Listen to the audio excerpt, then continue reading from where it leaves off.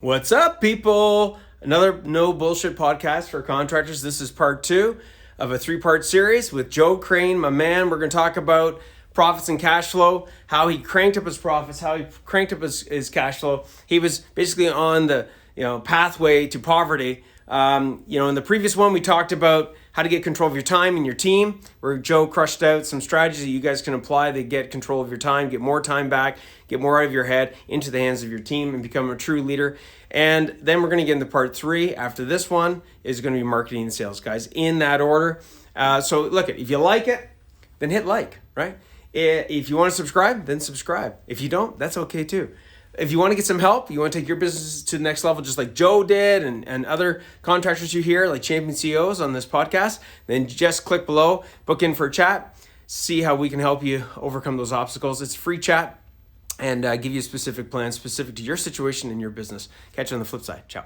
Until right now, this very moment, contractors have always been on their own, not as tradespeople, but being alone and knowing how to take their business to the next level. They call us working class, they call us blue collar. They say that we don't have the smarts to become the business owner that we're meant to be. That is such bullshit.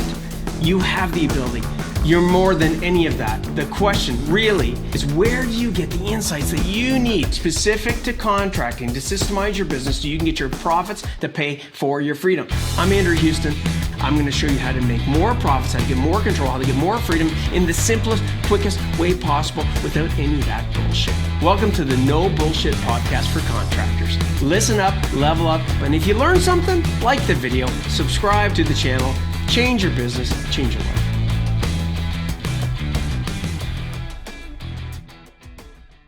No, I love it. So here's what I want. Like when we look at this, is I'm going to get Joe to dig a little bit deeper in the profits and cash flow side. He talked about the cash flow, managing your cash flow, and really what we want to do, like what Joe was saying, is we want to make sure we optimize what's called our cash gap, the gap between the money coming in and the money going out. Okay, and so some of the strategies that you used, Joe, was getting down payment deposits, right? Yep. Okay. What were some of the other things that you talked about? Engaging with your suppliers. Like these are all things, guys, that you guys can do, like not in like 18 months. Okay. Go to your suppliers, and what would you say to them, Joe? Oh, I was just paying them faster, so they wouldn't even hear from me. We'd get an invoice and it was just paid instead of, oh, hey, brother, checks in the mail. Hey, I'm waiting on this payment. As soon as this payment comes in, I'll get you squared up. Stuff like that. Well, a lot of times they'll give rebates back, right? Or they'll give discounts if you pay. Yeah, that's true. Yeah, so you're increasing your profits. You typically get like a 2% discount if it's paid within 10 days. Totally, yeah. Guys. Okay. So I'm going to give you guys a couple. And I'm sorry. The other thing too you can do is if you got subcontractors working for you and they're like, hey man, I'm super busy right now. I'll get out there as soon as I can. You get, hey bro, guess what? I can pay your entire invoice today instead of holding on to your invoice for 30 days, but I got to have that shit done today. Guess whose job's getting the priority treatment? Oh my God, dude. Huge. Okay. But again, in order to have that cash, right, we've got to get on top of our accounts receivable, right? We've got to have a checklist for that, right? We've got to get on top of our invoicing. Like everybody on this call, ask yourself this question.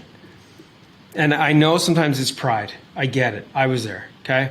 Like, oh man, I got to invoice that person. Oh, I should have invoiced them 2 weeks ago. And then you're a little bit embarrassed and you just push it off.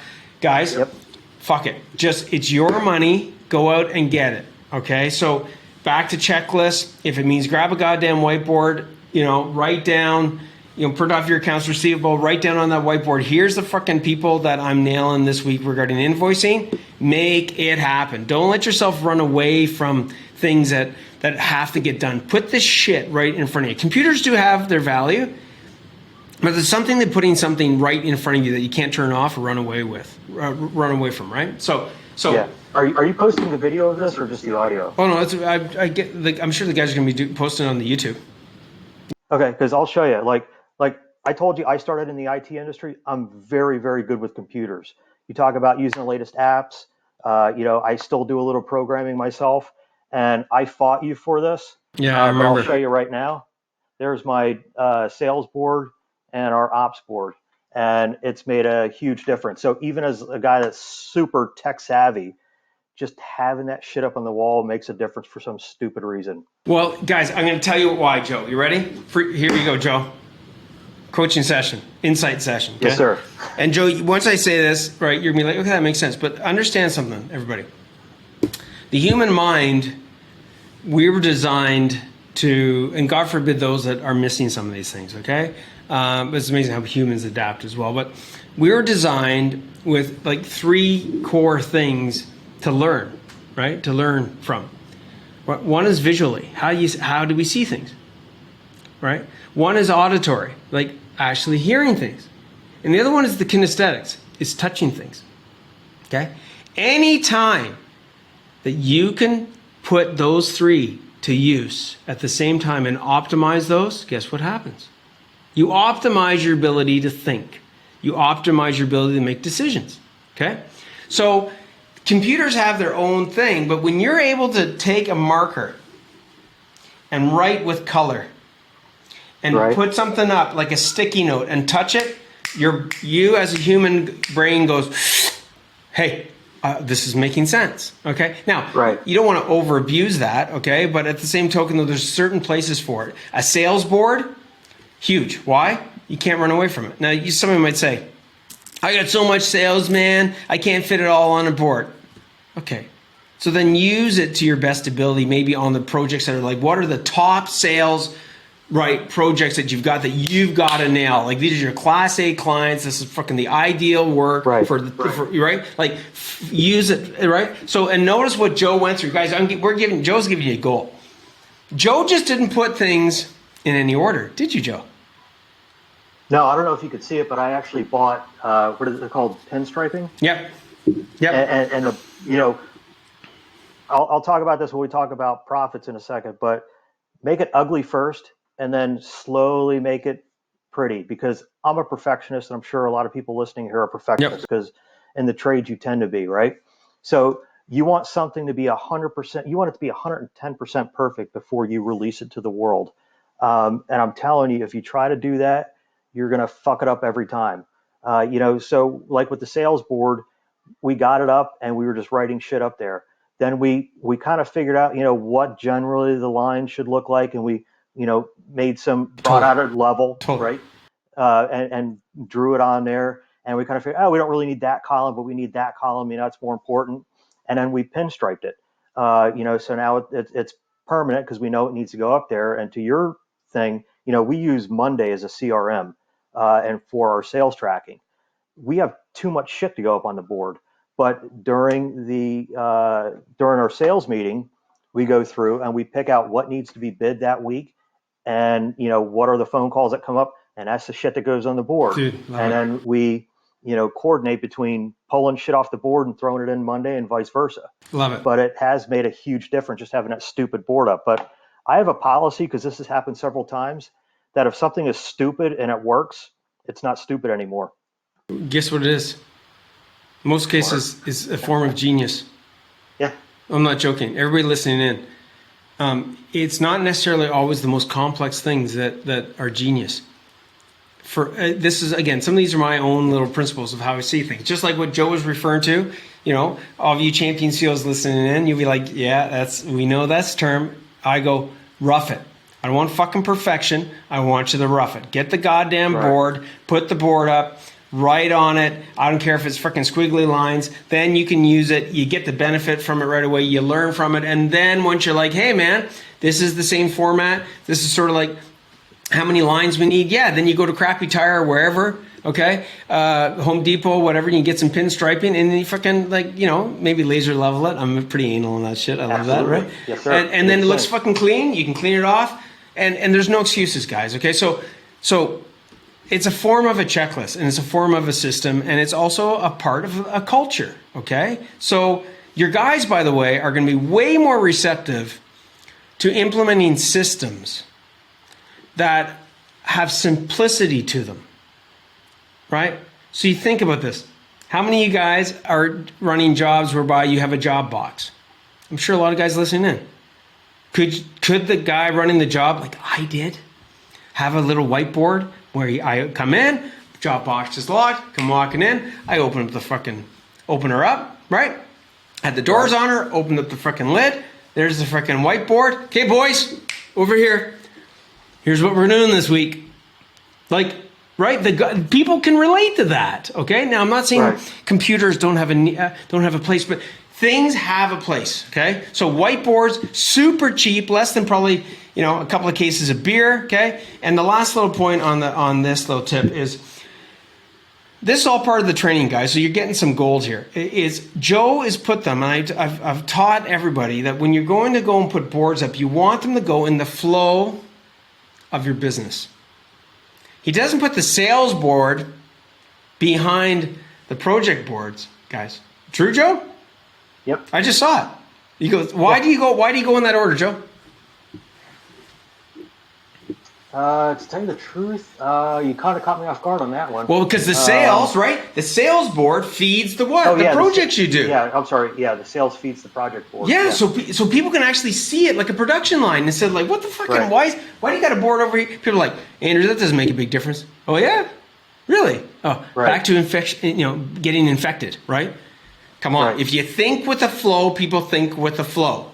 And then they think, what? In a linear way of like, holy shit, we got to make sure we don't, you know what? I'm looking at how much work we've got.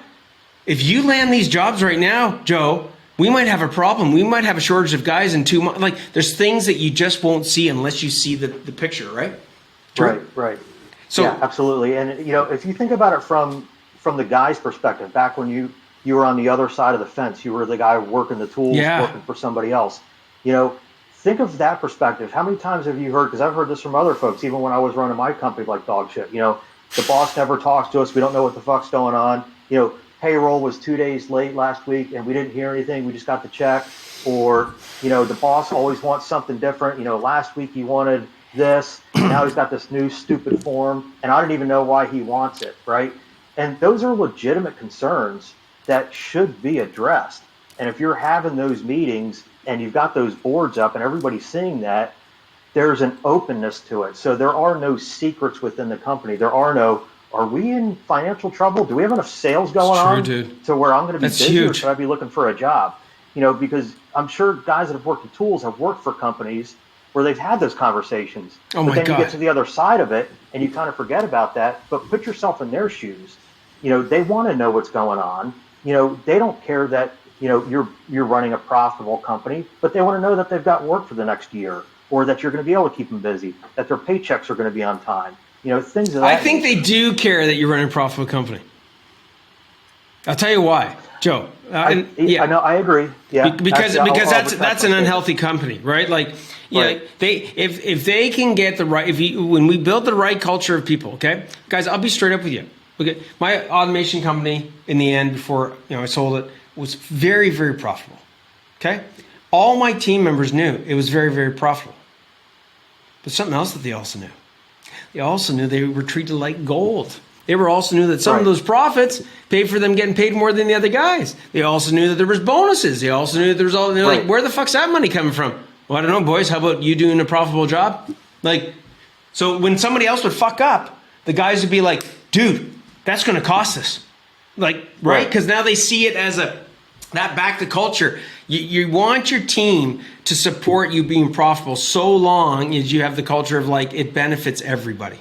Other than, and kind of when I said that, because I've seen several companies where the owners are very profit driven, but they don't have that level of communication. Exactly. That's when the guys don't give a fuck. Exactly. If you've got a goal of, setting up as the owner, your retirement account, you want to buy the new car, you want to do all this with the profit, but you're treating your guys like dog shit, they're not going to care. But all of my supers get a profit, percentage of the net profit. So they care about, hey, did all that excess material actually get returned or was it thrown in the dumpster? They care about that kind of shit because it affects their paycheck. I love it, man. And I'm happy it does, right? Because I would consider myself a failure if I made a lot of money and I had a bunch of people working for me that I treated like crap and, they're at the end of their career and all they can depend on is their Social Security. I've considered myself a failure. I want to bring my guys with me so that we're all successful together. And I think that's the attitude you have to have. And the guys smell that on you. if you don't give a fuck about them, they can smell it on you. If you do, they can smell that too. And they're going to hustle for you and they're going to make the right decisions. So guys, everybody listening in, bro, I say sometimes this is selfish because I just love, I don't know what's going to come out of these podcasts. Okay. But like, bro, that's why you're such a great part of the Champion CO group, right? What you just said there, that is such a core, like that's your beliefs around you, okay? And how you see other people, right? Like anybody listening in, we're like, oh, that guy's fucking crazy. Seriously, get off the podcast, because you will attract what you deserve, and you will attract who you are, okay? If you don't have your right principles in place, if you don't have the mindset like what Joe has in place, okay? Now, you can have I want to be clear, okay? You can have the right mindset, and I believe, Joe, you had the right mindset, but you can lack the know-how and the awareness to get you there, okay? Like to apply it, okay? But if you don't have it, you're fucked, okay? If you think everybody's going to steal from you and whatever, there's no good people, you're in trouble, okay? Because that's what the world will give you. If you just think like shit, you're going to get shit, okay? So I love what you just shared there. It's like, seriously, that should be paused, rewind, people, and listen to what Joe just said. That should be part of people's culture statements. And when they're hiring people, here's who we are, here's what we do, because that was beautiful, dude. I'm actually going to go back to it. Awesome job. So we're going to get into marketing and sales. Now, on the profit side, like, what about, is there anything else you just want to highlight for them? Like, I know if there's any changes, like pricing jobs or whatever. Starting ugly, because I'm still ugly on my job. God damn it. I always call it the wrong thing. I use it in my company as job costing, but you call it back costing. Dude, costing. Look, the reason I come up with terms, everybody, okay? Yeah. It's okay for Joe to use different terms. Is that when we're training contractors, okay? Right. We have to come. And if you're getting somebody to help you and they don't have this process in place, you need to really be questioning it, okay? And it might sound like something minor, it's major, okay? You have to, if you're going to get help from somebody, they have to have consistency in the language that they use.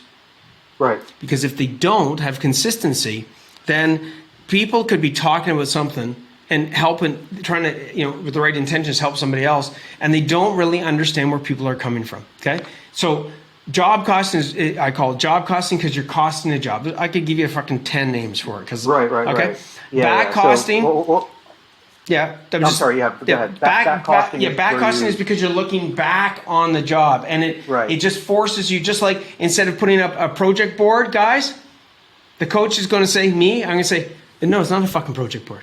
Yes, it is a project. No, it's a progress to profit board. Okay, what's the big deal? Oh, I'll tell you what the big deal is. When you're sitting with your team, you're like, let's talk about the progress, the profit board. The minds and how they think will be, wait a second, are my jobs progressing the profit? Instead of like, are my jobs just moving? No. Are we making fucking money on these jobs? So right. So now Joe might have his own terminology that works for his team, but Joe has to be consistent with the language he uses with his team. Otherwise, everybody's going to be fucking interpreting things the wrong way. Make sense? Absolutely. Okay. No, and what you do call it is a big deal. I'm trying to think of the. No, I can't think of the exact analogy, so I'll might get back to it later. But we're still doing our job costing ugly. I pull up a Microsoft Word document and I start making bullets, and we talk about we had budgeted in fact, we just did it for a very small job. It was maybe a $2,000 job where we refurbished somebody's stairs, right? And we went through and we said, okay, it took Billy 5 hours to do this part of the work, to demo it down to the raw concrete. It then took 3 guys 6 hours to refurbish the concrete. It then took us an hour and a half to demo out the brick joints, right? We went down and we got like soup to nuts. So at the end of the day, we could have very clear numbers going forward when we want to do that type of work. Because what we found out, because my guys get a part of the profit, is That stairway we did was a $2,000 job. That's in a community of 350 people who have the same fucking problem. So what we've done is we've now had door hangers printed up that give people a special rate for the month of October. We've got like this whole special website we're setting up with video and everything else. And we know that every time we do one of those jobs, we're at a 50% markup. We mark up our job 100%. We're going to make a 50% profit because we went through and went down to super, super tiny detail. Was that bag of repair material $47 or was it $44? Let me check the receipt, right? We went to that. How much did it take? 2.5 bags. Was it 2.5 or 2.25? Right? Because that gives us a square foot price that we could go through and make sure that when we put 350 door hangers out, and we start getting those calls, we know that every one we're going to be making money on, and we can figure out a way to actually systematize it. So if we get, say, 20 of those jobs, we've already got it in place exactly how we're going to plan it out because we went back and looked at exactly what our costs were, exactly how much time it took. And the guys knew I was going to ask them those questions. So when I said, how long did it take Billy to demo out the joints for 32 linear feet of brick? It took an hour and a half. Right? It wasn't like, oh shit, let me think. I probably 2 hours. No, they knew I was going to ask, so they came to me with the data because, like I tell them, this isn't a memory test. When you go back to like those daily huddles and the Friday meetings and the Monday meetings, it's not a memory test. I'm not trying to see how smart you are. You know it's on the test. Come to me with the answers, and we don't have any problems. We're all going to get along. I fucking love it. I love it. So Joe, you might want to write this down. Okay. I'm listening. Yep. Okay. So what Joe just highlighted here, three core things. And again, I come up with certain things with certain letters so that it sticks. Okay. Right. So predictable process. Write that down. Creates predictable what? People. And it creates the one I love, which creates predictable profits. I was already typing that before you said it. Predictable, exactly. See that's when things stick, right? When you're going through something, get this shit that's sticking in your head, right? Predictable process creates predictable people, creates predictable profits. Now that's a business. Okay, you might say, I don't have time, but then guess what? Take those three. Then guess what? If those were people, they don't have time for you. Right. So you're going to get whatever shit you get. Okay. Winging it is not the way to go about it. Okay. And what Joe is creating right now is really predictability in a nutshell. Predictability. And tell me, like that Joe, that like allows you to put your head in the pillow and to go, fuck man, I know what's going on and I know we're going in the right direction. Absolutely. Right? Right. Okay, cool. So, wow. Now that was a finish. Amazing. So, hey guys, thanks again for listening to this podcast. Again, this is part 2 of this 3-part series. Part 3, we're going to get into marketing and sales and the third and final pillar. And then what Joe did to sell his first residential job, how to, some of the things he's never done before, and getting his clients to pay him in advance before he even does the job, right? Like, just absolutely amazing. We're going to touch on, why marketing and sales is one of the weakest places for contractors, and yet it's the easiest place if you just apply some of these techniques and insights I'm going to be sharing with you, and how you can really speak to your target market and get inside their heads, get inside the heads of your customers, right? I call it secret psychology. So stay tuned. Like us, subscribe to us, and again, if you want to get some insights like this, get a customized plan, book in for a chat below, and we'll see you guys in the flip. Ciao.